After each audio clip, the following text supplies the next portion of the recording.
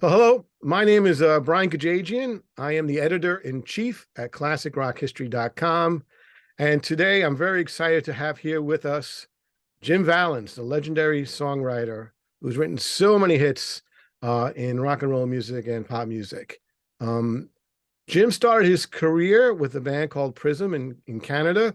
He left that band, I believe, after one album. And then he met a young songwriter, rocker named Bryan Adams, when I think Bryan Adams was only 18 years old. Um, their songwriting partnership turned Bryan Adams into a huge rock and roll star, delivering huge hits like Summer of '69, Run to You, and just so many more.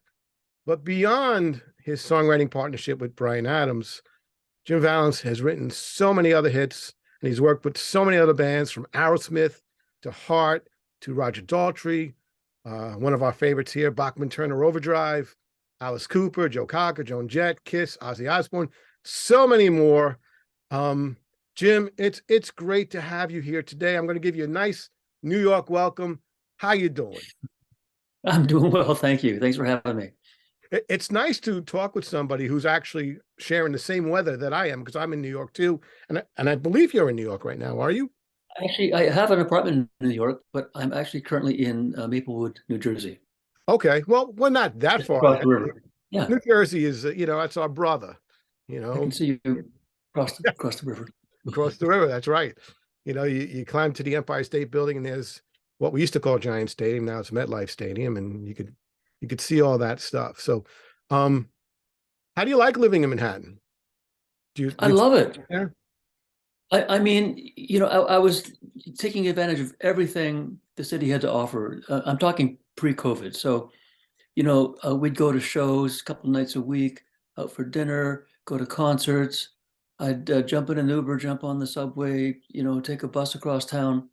And then COVID just shut the whole thing down. I mean, it was a scary place to be in, March 2020. Um, and I remember Broadway, which is one of the busiest streets in the world, really, traffic wise. I remember March 2020, there was not a car on Broadway. You could walk right up the middle of the street and not encounter a taxi or a car. So in the autumn of 2020, we moved out to the suburbs. It just felt safer out here. And now we're just literally recently starting to regain a bit of our old pre-COVID lives. Yeah, that was a scary time. I have a lot of doctors that I go to in Manhattan, so I was in there, often during the pandemic, and I remember going to Times Square and just looking around, going, "I've never been to Times Square before, and there's nobody here." Yeah, yeah, There was just nobody. It reminded me of that movie. It's an old Charlton Heston movie, The Omega Man. I don't know if you yeah, remember. yeah, I do. He was the last man on Earth, and along with a whole bunch of zombies. But it reminded me of that time, Yeah, everything. did you see what was that movie? I Am Legend? Yeah, the Will Smith remake. Yeah, Another zombie movie where yeah, he's the last guy. that was actually the same story. I think the Omega Man was originally the book I Am Legend, and so that Oh, was okay. yeah, it was actually this. It was the same exact story. They changed things around a little, but that's what it reminded me of. Everywhere in the city was just there was nobody around. Um, Yeah. it was nice though to be able to drive into the city without any traffic. I mean, Truly, but I missed all of it so much. And I mean, we were uber cautious. I mean, literally 3 years. I didn't go on a bus and a taxi on the subway in a restaurant to a concert. Literally 3 years, nothing. So we're just in the last few months starting to get a bit of it back. it was a tough time for musicians. I have a lot of Yeah, I have a lot of friends, myself included. We all had gigs canceled. There was no yeah, work. Well, for people who yeah. made a living playing music, that was tough. It Um, was rough for working musicians. Yeah. are you from, do you live like in lower Manhattan, on the Upper East Side, Upper West Side, Central? What area of Uh, Manhattan? 73rd and Broadway, so Upper West Side. Oh, okay, on the Upper West Side. Yeah, Um, but I love the whole island. I mean, there's not a place on the island that I don't love. I love going to Soho, love going to Midtown. It's just such a wonderful city. there's great restaurants on every block. Do you have any particular favorite Yeah. ones? Well, there's one really near me, Cafe Luxembourg, that is just so easy for me to pop down from my apartment. I had dinner a few nights ago at Trattoria dell'Arte, just off Columbus Circle. Had an amazing Italian meal there. So, and I say amazing because again, for 3 years I didn't set foot in a restaurant. So I'm just so grateful to be back and enjoying Manhattan again. Yeah, I mean, you could find any type of food you want there in Manhattan. Truly, yeah. Um, I once did a video once where I said, I'm going to bring you to the greatest place to eat in Manhattan. And I walked down the block. I went to one of the corner hot dog stands because that's something that I Yeah, love. You know, yeah, sometimes I really enjoy the street corner food. Now, yeah. I've got a picture. Found a picture recently, John Lennon and Yoko Ono on bicycles at a street vendor hot dog stand. yeah, I mean, it's Yeah, I'll send it to you. I'll find it. Yeah. uh, It looks that's like it's great. down around, yeah, it looks like it's down around, say Ninth and whatever's down there. What's that market? Chelsea Market, I think was down that Okay. way. Yeah. Yeah, because they lived up, at the Dakota originally, Central Park. No, originally they were in Soho. Oh, they were originally Soho. Okay, I didn't know that. Yeah, when they first came to New York, forget what year it was, like early 70s, maybe 72. The first place that they had an apartment in Soho on Bank Street, and the apartment belonged to Joe Butler, the drummer for um, Love and Spoonful, and they Okay. sublet it from him.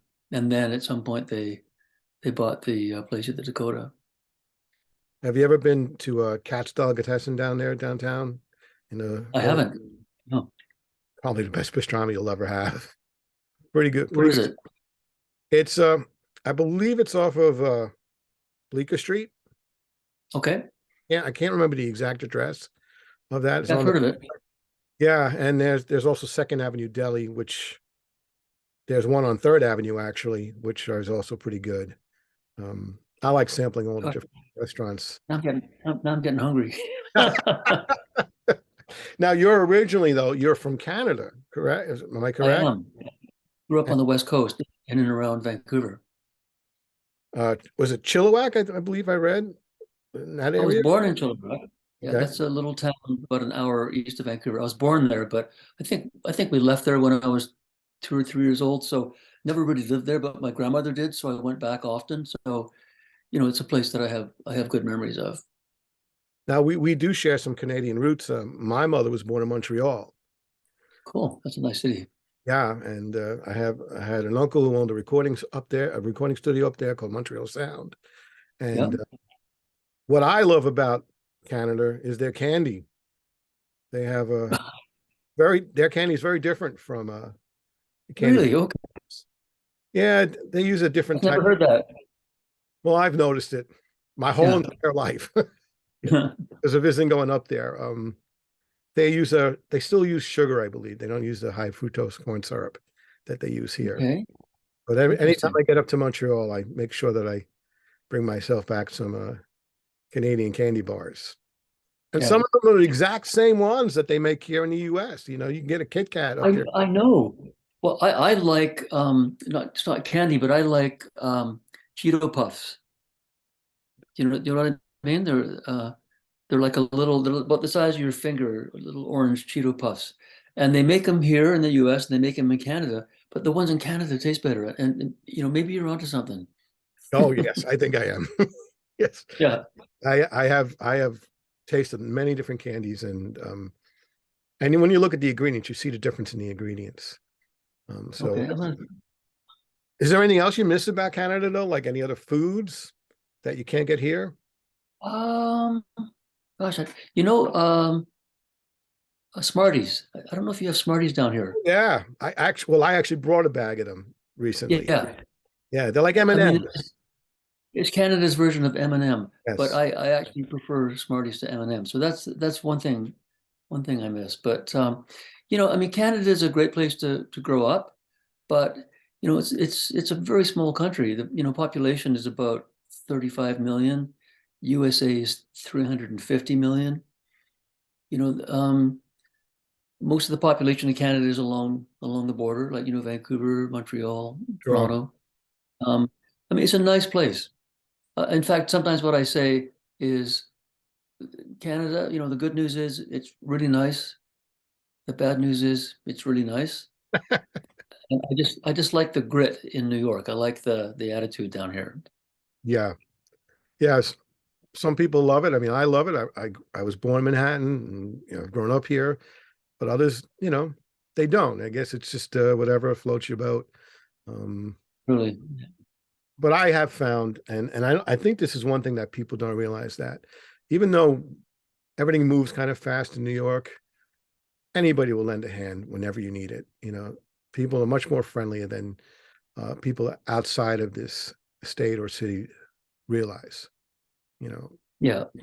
people But are it all wasn't always that way. My first memories of New York when I first visited back in the 1970s was there was attitude, but it bordered on rudeness. It was almost a badge of honor to see how rude you could be. I remember going into Manny's music and looking at a bass on the hanging behind the counter, and I said, "Can I try that bass?" And it's like, "What are you paying, cash or credit card?"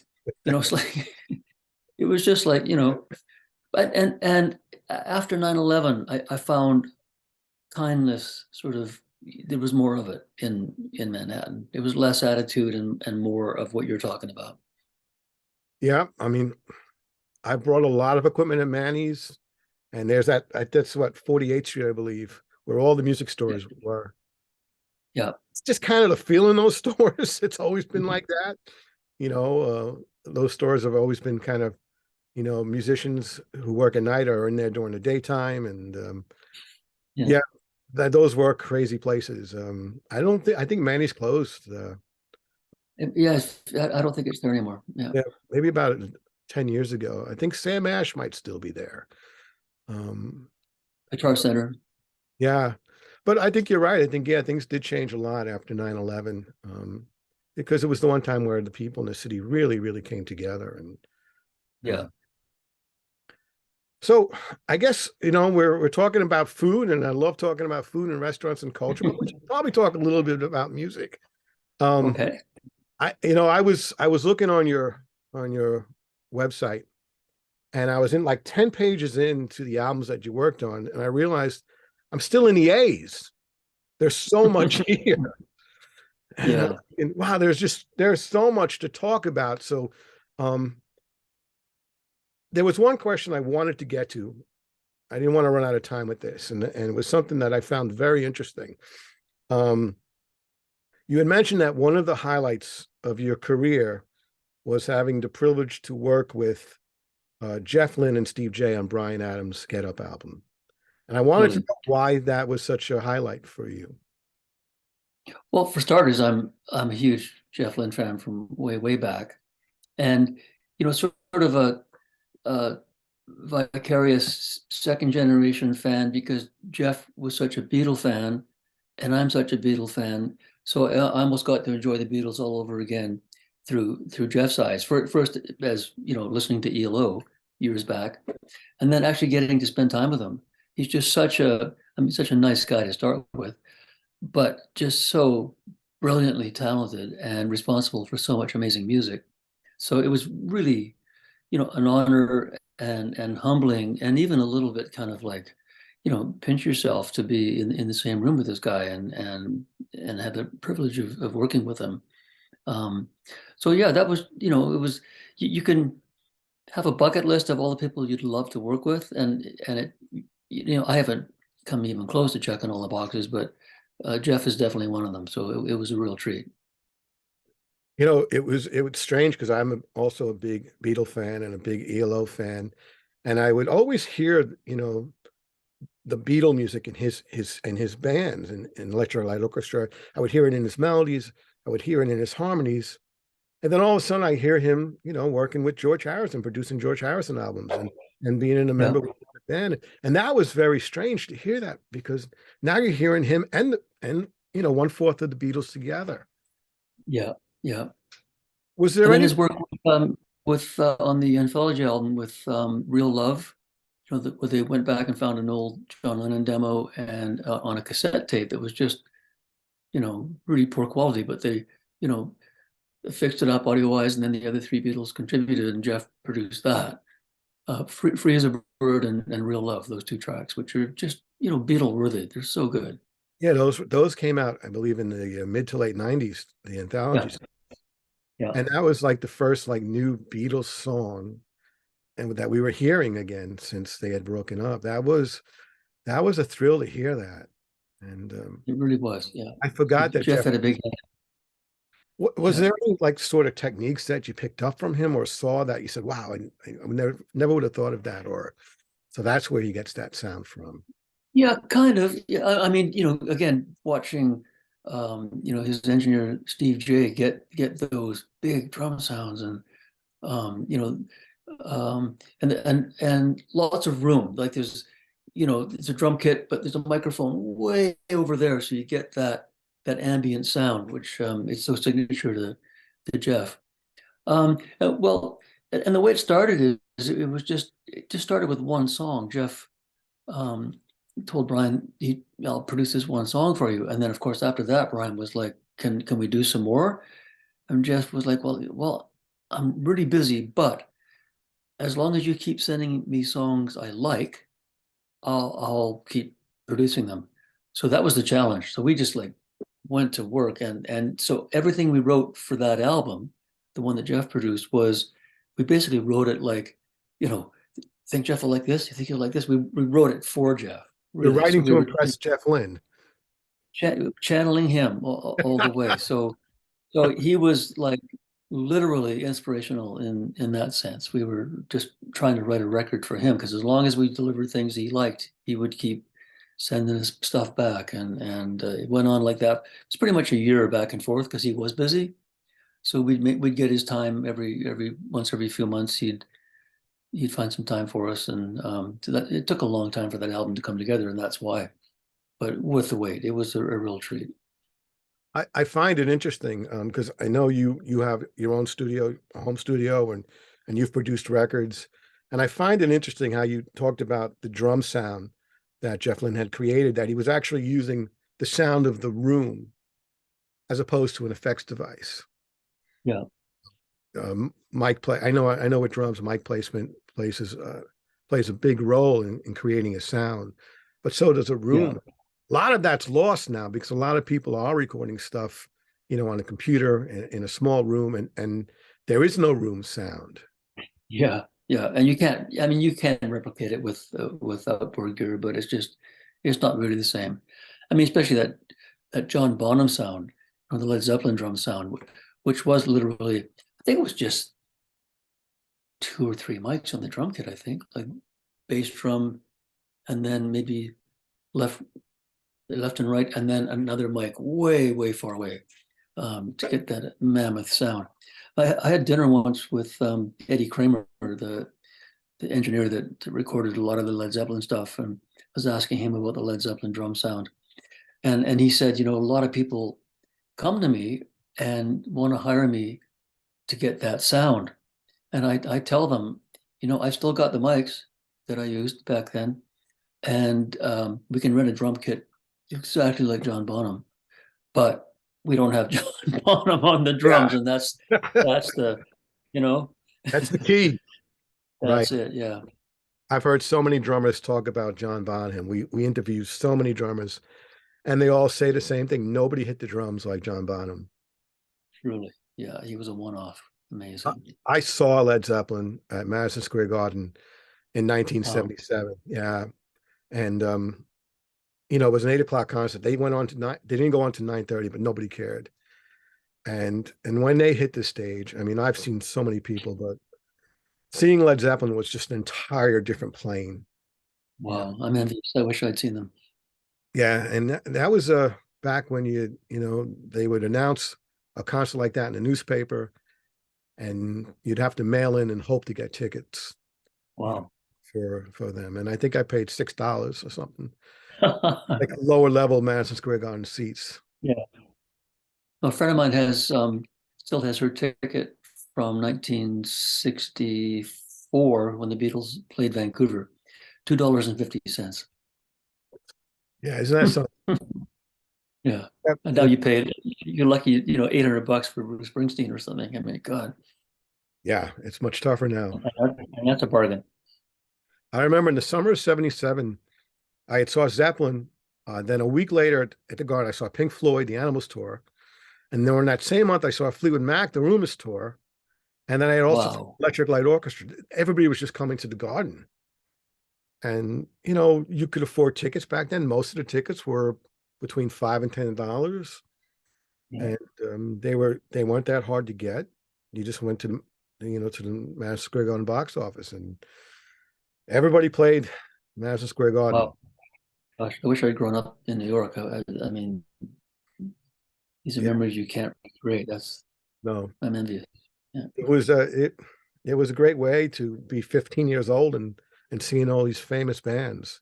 Yeah, that never leaves you. And I did see Springsteen in '78, who was just another one that was just unbelievable in I bet. concert. Yeah. All right, so speaking of classic rock too, you had also worked with Aerosmith, and I remember in the early '80s, Aerosmith wasn't doing too well. They were playing clubs. I actually saw them play a club on the island, and then you seemed to play a major role in their comeback. You wrote songs for their Permanent Vacation album. Am I correct? Yeah. I'm not sure if I about major role, but I was fortunate to be part of their comeback. I mean, I was somewhat familiar with their history, obviously from the first success in the early '70s, and by the late '70s, they were kind of floundering. Joe had quit the band, and there was, I think, a lot of trouble with drugs and alcohol. And I didn't know they'd quite got as far down as just playing clubs. But when I got asked to come on board, I was aware that they were, a band that was kind of in crisis. So when I first met them, it was my friend Bruce Fairburn who was producing, and he asked me to if I'd like to co-write with them. And they were the band was somewhat reluctant. I mean, it was their label, Geffen. John Kolodner at Geffen Records was the one who said, I want you guys to work with some outside writers. And I think they were initially not really pleased about the idea. So they came to me a little reluctantly. I mean, and they were all just out of rehab, freshly out of rehab, a little edgy, little touchy. But I just remember the very first day, Stephen and Joe walking into my studio, and I mean, I'm a fan. So in fact, with every artist I've ever worked with, Ozzy or Alice or any of them, I'm a fan. So when these guys walk into your room, you're kind of freaking out. You can't let them see that, but you're pinching yourself like, wow, Steven Tyler, Joe Perry. So we just sat and chatted for a bit, and we talked about the music we liked. We talked about the Stones and the Beatles and Led Zeppelin. And then we talked about our kids and just stuff like that kind of broke the ice, and then we sat down, and this would have been 2 o'clock in the afternoon, and by dinner time we had a good beginning on the song Ragdoll. That was the first thing we wrote. And so once you're rolling, once you have some trust and some common ground musically, and you all know you're coming from the same place, like Beatles and Stones, and then you're going to the same place. It's a well-oiled machine after that. So we spent the better part of a couple of months every few days writing, and by that time they were comfortable with having an outside guy in the room, um, and I was so pleased to see the whole thing to come together, that it was their comeback album.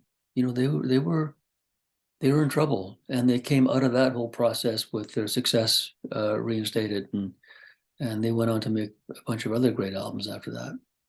That you were also a part of. I mean, you wrote songs, The next three, I did three in a row. Yeah, and those and albums a bit later on. Yeah, those albums have sold like over 30 million copies, not including all the greatest hits packages. That I believe you're right. Yeah. yeah. Back when people used to actually go to the store and pay for music. Yeah, Well, in the '80s, I mean, that was when CDs were really flourishing, so people were really buying then. People were yeah, buying the CDs because anybody who has a set of ears, heard the difference in sound quality listening to CDs. So now you're in the room with Joe Perry and Steven Tyler, and the first song you said you began writing was Ragdoll. Is that correct? Yes. True. How does that come about? I mean, what kind of process do you go through? Do you come up with a line or? Well, I mean, it's different every time. I mean, there's not one answer. Every song I've written, and there's been hundreds, it's a different kind of process. It just wherever it leads you.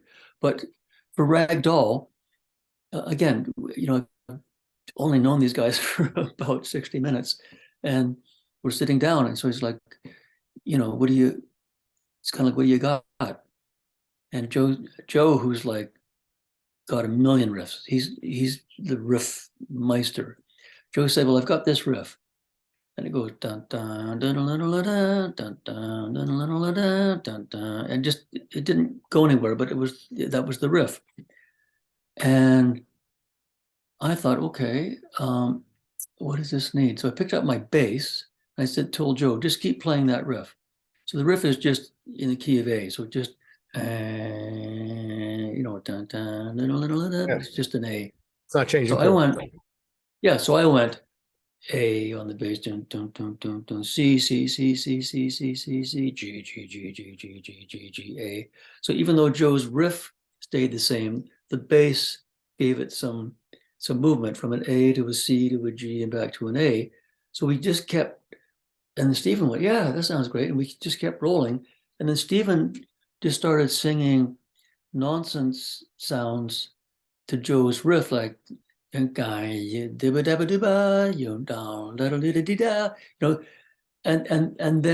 every once in a while a real word would creep in, and then that would start to coalesce. So by the end of the first day, we had not the finished song, but pretty much all mapped out. The music, Stephen had some lyrics starting to come together. I think even though the song ended up being called Rag Doll, because it had kind of a New Orleans kind of a swing, Stephen was calling it ragtime, living in a movie, ragtime. So that was where we ended up at the end of the first day. And so we had the bones of the song.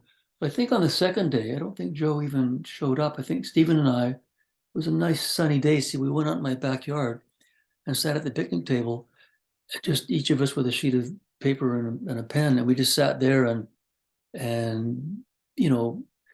went back and forth with ideas for lyrics. And even then it was still ragtime. And so a few days later, we finished the song. We recorded it in my home studio and presented it to John Klodner, the A&R guy from Geffen Records, and like, here's our first song. And he's like, don't like the title. Well, what do you mean? Stephen said, ragtime. It's like New Orleans. I don't like the title. You got to change it. So we're like, oh man. So then we're back to, Stephen and I sat down, and I think we came up with 20 titles. Klodner didn't like any of them. So he said, we're in Vancouver. He said, I'm going to fly Holly Knight up from Los Angeles to help you guys out. So Holly Knight came up. I never did meet her, but her and Stephen hung out for a day or two. And at the end of that, the song was called Ragdoll. So, and she got a small share for that contribution. Well, that is some rock and roll story, Jim. That is really, really interesting to hear. So you're playing, you're writing both music and lyrics. And is that the way you've always done it? Always, yeah. Yeah. Wow. And so you're meeting them for the first time. You're looking at them saying, wow, I'm inside you're saying, I'm really big fan of these guys. And then you got to lay your heart on the line in front of them. I would imagine that would be quite difficult. Well, it is. And I guess over the course of my career, I did it so often. I mean, it never got any easier because these people are my heroes and I'm suddenly in a room with them. But you do learn, I mean, co-writing, as a songwriter, co-writing is, almost music and psychology in equal measure. You have to jump inside these guys' heads. I mean, if if you don't write a song with them, or even if you do write a song and it doesn't make it on the album, I mean, you don't get paid. So, if you want food in your fridge as an independent songwriter, you gotta make sure when you finish your day, your week, your month with this artist that, you know, two or three or more songs end up on their album, and then you can put food in your fridge and go on to the next project. Otherwise, you're not going to make a living at it, and it's just going to be a side job or a hobby or none of the above.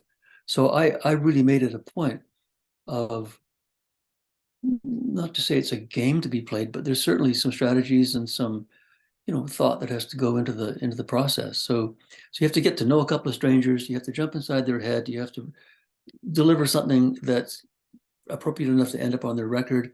And then, the real nice part is if they come back again a year later for the next album, then you did good. So I guess it's almost like the red light goes on and you just got to start working. You get past the fandom and it's all right. Truly. Business. Yeah. Yeah. Yeah. It's I mean, it's what I love doing, but it's also my job. So Work. you just, I used to do these guest lectures and stuff for aspiring songwriters. I used to do workshops and talks and things. And I'd say, it's a lot like high school homework. So Monday, the teacher says, essay due on Friday, it's got to be about this, and this. And so you don't leave it till Thursday night. You get right on it. You do the research, you do the work, you make sure you checked all the boxes, you hand it in on Friday and hope for an A. So it's work ethic. It's getting down to it and taking it seriously, and doing the work, but also loving it. There's a lot of love that goes into it, but it's also really hard work. Hours of 12-hour days, 7-day weeks. You just do it. Do you find it, and I'm sure you've been asked this before, do you find it easier to write lyrics or to write music, or it's a combination? It just depends on the As song. Brian Adams used to say to me all the time when we were sitting across from each other with empty notepads, and he'd say, if it was easy, everybody'd be doing it. And it's never been easy. It's work. Staring at a blank note sheet and knowing you got a song to write, that's work. I mean, there are a lot of songwriters who can only write alone because I guess it's very intimidating to sit there with somebody and have to come up with something in front of them or in front of a couple of people. Do you It's find also that? helpful to have someone to bounce off of. You kind of bounce back and forth. And I mean, I've wrote alone in the beginning of my career, but after that, it was always collaboration. I just think there's I mean, some like Springsteen and Dylan, only wrote alone, and clearly, brilliant work. But I've always enjoyed the benefit and the camaraderie and the results of sitting in a room with one or two other writers. Now you've had great success with Brian Adams. That must have been a very special relationship, and it still is. Are you still working with Brian Adams? What was it Yeah, about? What absolutely. was what was it about your relationship that made it so successful? I mean, in the beginning, and when we started off with, pretty much nothing. When I met Brian, he was 18, still living with his mom, um, flat broke, but just enormous energy and ambition and talent. And I knew he was on his way somewhere, and I was very willing to go along with him on that ride. So I met him in January 1978. Before he had anything even close to success, it was 1983. So what's that? 78, 79. It's like, it was 5 or more years before anything happened. And that was 5 years of hard work. We were at it, but just hitting walls and not having any success or finding the way out. The way out of Canada. I mean, it was a small country, like I said. We're just trying to get some success there first and then take it to the rest of the world. So it was literally 5 years of really hard work before Cuts Like a Knife was the first success, and then another 2 years later until Reckless. So to answer your question, it was just we worked really hard.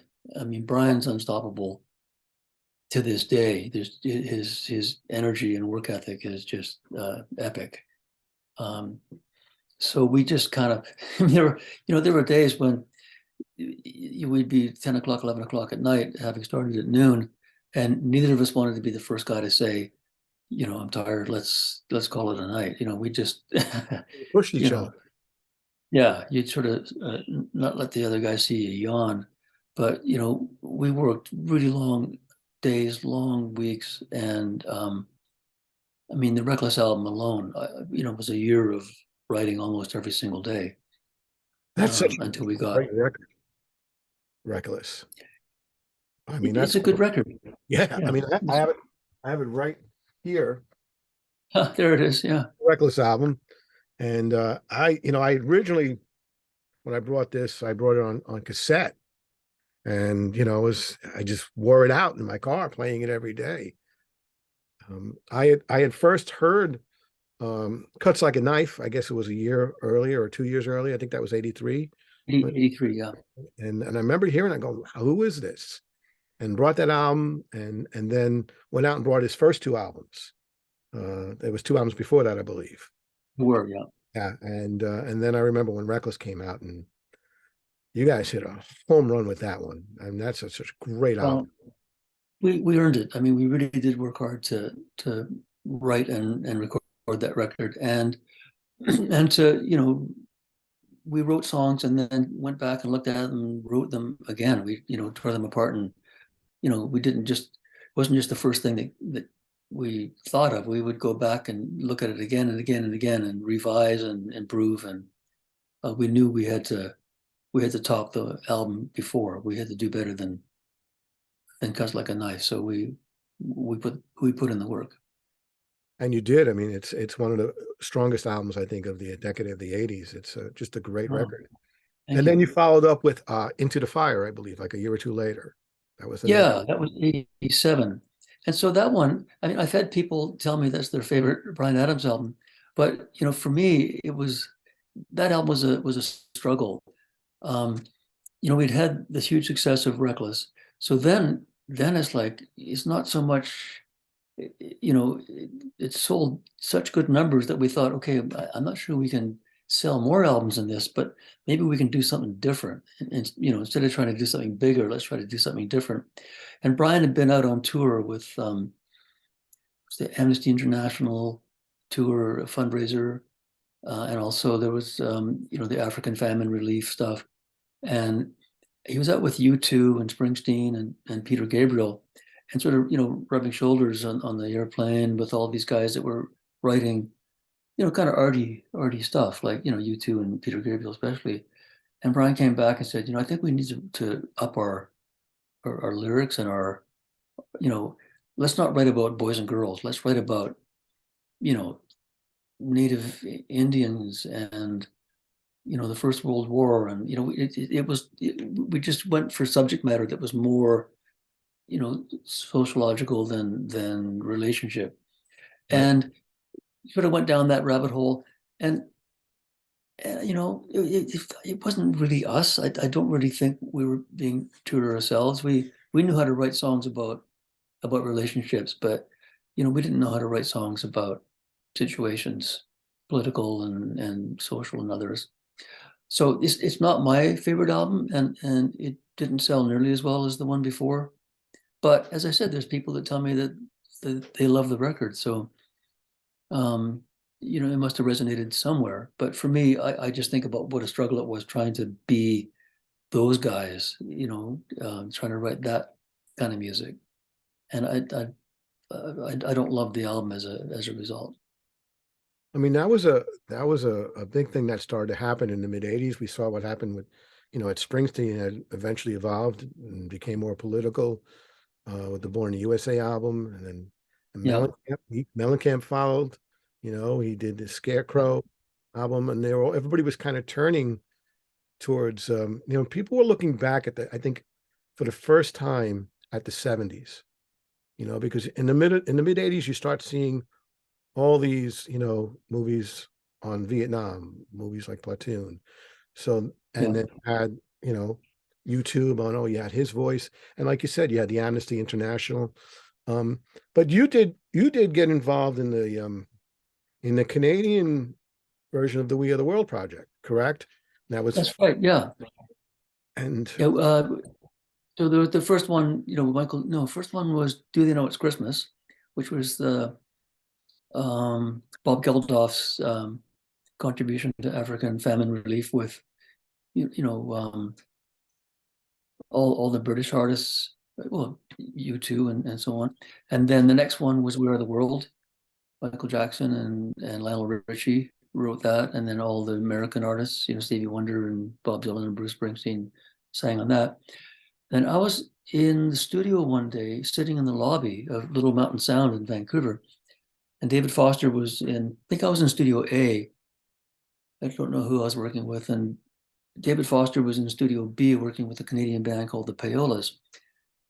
And I remember David came out and like in a panic, and he looks and he sees me and he says, "Jim, you have a home studio, don't you?" And I said, "Yeah." He said, "We need to write something.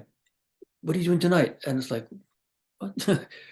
Anyway, he had just got a call from Quincy Jones, who played him "We Are the World" over the phone and said, "You guys need to do a Canadian song for African famine relief." So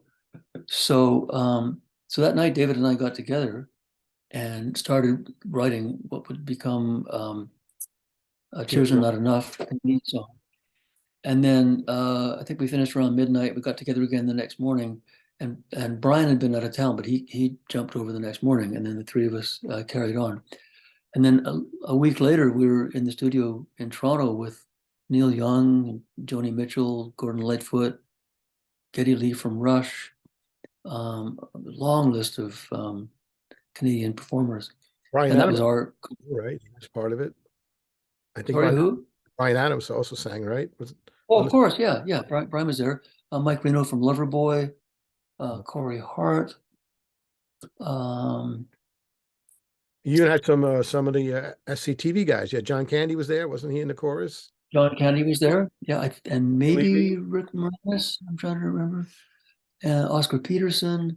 Yeah, it was a pretty amazing collection of Canadians.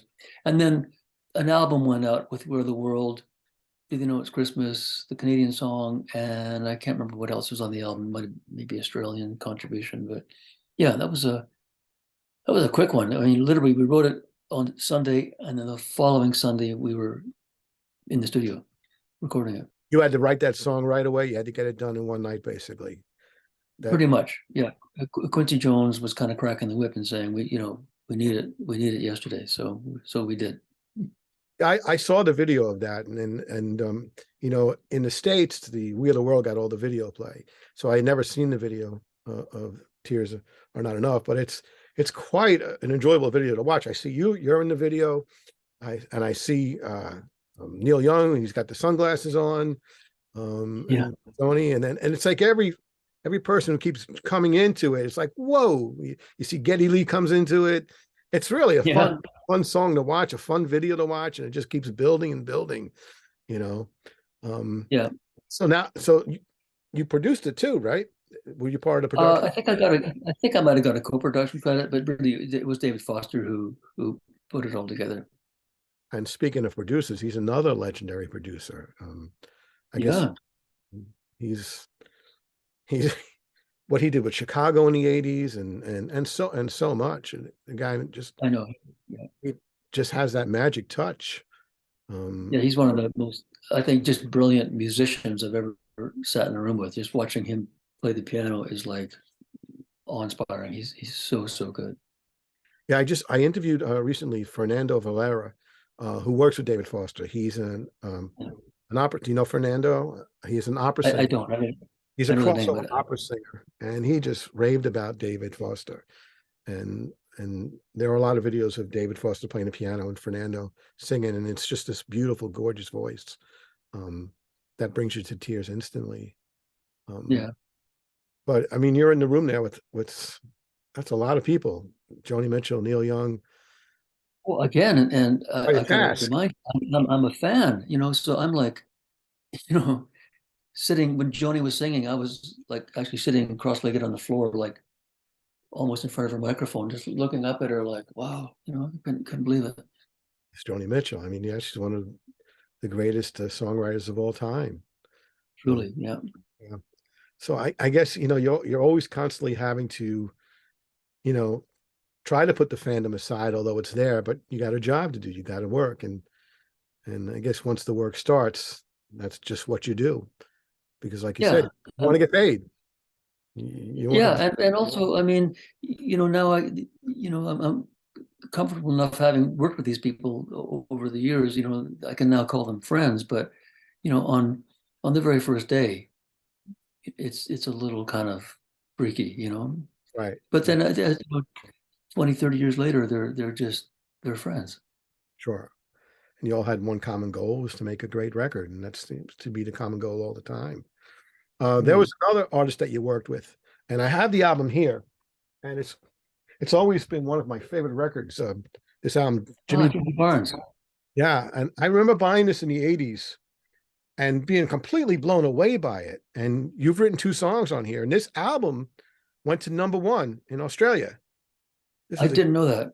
Yeah, it was a huge album, and you wrote two songs on here. I believe you wrote um, I still by your side. Is that one of them that you wrote? Yeah, Lessons I in think Love? so. Yeah, Yeah, yeah, and still love vinyl.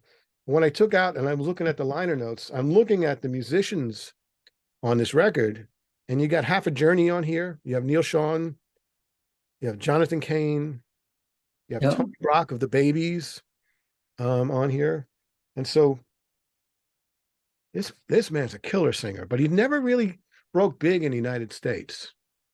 I was disappointed because he's so good. He's such a. Star as well. But yeah, just it's almost again a little bit like the Canadian curse. Um, it's hard to break out of a small country. You can even have success in a small country like Canada. I mean, there's lots of Canadian bands like Big Sugar. Another one called Big Wreck, Sloan, Tragically Hip. Really, really great bands that never ever made it across the border. And I think Australia has loads of the same. Um, I don't know what the curse is. It's just really hard to get a leg outside your own country. And so I mean, at least we, unlike Australia, at least in Canada, we border on the U.S. and we can kind of sneak across the border with any luck. But yeah, it's a struggle. It really is. Well, we do articles on all those bands. I'm a big fan of the Tragically Hip, Sloan, Yeah, yeah, and I realize how big they were in Canada, and there are pockets of fans in the United States that do recognize that, but yeah. they're Not just like enough to make really move albums, but yeah. So um, I wanted to ask you one more question. Have you ever done a solo album? I don't see any solo albums, like a Jim Vallance solo I, album. I'm not a performer. There really is a line. Some people can cross it, some people want to cross it, and it's never appealed to me. I mean, as you mentioned in the introduction, I mean, I was in a band. I was a drummer in a Canadian band. Another example of a band that never really, Prism. uh, yeah, we never made it outside of Canada. Um, but I did do one album and one tour, and it was five guys in a rental car staying in Motel Sixes, and I just thought, this is not. I'd rather be at home sleeping in my own bed and write songs in my home studio than endure this. So yeah, I didn't last more than one tour, and then decided from that point on, I don't want to be in a band or I don't want to be an artist. I just like to like Brian Wilson did with the Beach Boys, just let them go out and tour. I'll just stay home and write songs. Just kind of stay behind the scene. I mean, it's tough to tour. It's tough to play gigs every night. It's not an easy life. You have to really love doing it. You have to, and you have to be willing to, make the sacrifices too. I mean, I've watched my son. He's a musician right out of high school, and he went the tough road. Him and his partner, uh, his writing partner Tom, and their band. They did the whole rental car Motel 6 thing, eating burritos from gas stations, um, and it took them 10 years of really hard work to finally, where they were staying in nice hotels and flying first class, but they struggled and took the hard road for years. So yeah, you have to love it. You have to love it enough to just not want to do anything else. Yeah, it's the thing that you get on the stage that can get you through that, but it's not an easy thing to do, especially if you're playing nightclubs and you're playing hotels and where there's really no glamour, there's no fame or anything like that. You're just working musicians. Yeah. And But it's whether you're that guy working just oh in the clubs, or whether you're McCartney playing Madison Square, I mean, McCartney doesn't need to do it anymore. But you know what? He loves it. And so whether you're playing clubs or Madison Square, I think the common denominator is just the love of doing it. And I mean, that's what drives us all. I mean, right, like for me too, right out of school and right to this very day, I just love it. There's nothing else I ever wanted to do. And even if I was still had never had any success and was still playing clubs, I'd probably still be doing that just because I love being a musician. I love music, it's who you are. You can't stop being who you are. You know, truly. And I mean, the other side of the coin is I'm uniquely unqualified to do anything else. I don't have a backup plan. So this is kind of it. So I had to make a go of it, but I just love it. I really do. and I think that's part of success in music is when you don't have that backup plan, because anybody who wants to go into music when they're young, that's all they ever hear is, all right, but you need something to fall back onto. And most people who will do that will fall back onto that. It's Yeah, only a very small percentage of people who say, no, no, no, that I can't do anything else. This is all I can do. This is all I want to do. And I'm going to figure out how I can do it, whatever it yeah. takes. My, I don't my want to, mother's words, exactly. My mother's words. You can't make a living at it. You know, get a get a degree, get a teaching degree. Then you have something to fall back on. And I was like, no, I want to be a musician. And you know what?